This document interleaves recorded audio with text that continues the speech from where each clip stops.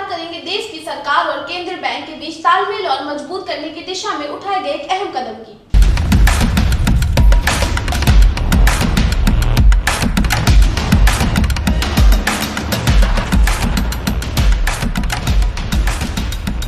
Budget पेश होने के बाद केंद्र सरकार और रिजर्व बैंक ऑफ इंडिया के बीच समन्वय को बढ़ाने के उद्देश्य से केंद्रीय वित्त मंत्री निर्मला सीतारमण ने आरबीआई के सेंट्रल बोर्ड ऑफ डायरेक्टर्स के साथ एक महत्वपूर्ण बैठक। इस बैठक में देश के मौजूदा आर्थिक हालात, बजट प्रस्ताव के संभावित प्रभाव और वित्तीय स्थिरता से जुड़े कई महत्वपूर्ण मुद्दों पर विस्तार से चर्चा की गई।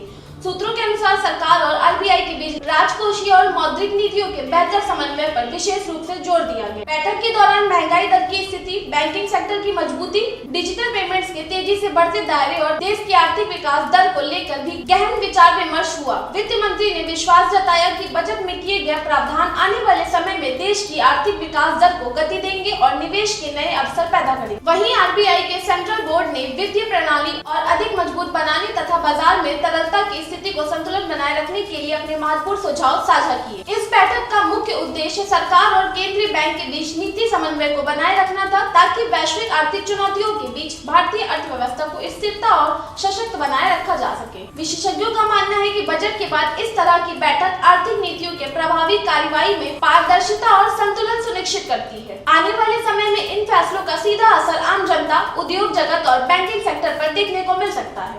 के उद्देश्य से केंद्रीय वित्त मंत्री निर्मला सीतारमण ने आरबीआई के सेंट्रल बोर्ड ऑफ डायरेक्टर्स के साथ एक महत्वपूर्ण बैठक। इस बैठक में देश के मौजूदा आर्थिक हालात, बजट प्रस्ताव के संभावित प्रभाव और वित्तीय स्थिरता से जुड़े कई महत्वपूर्ण मुद्दों पर विस्तार से चर्चा की गई।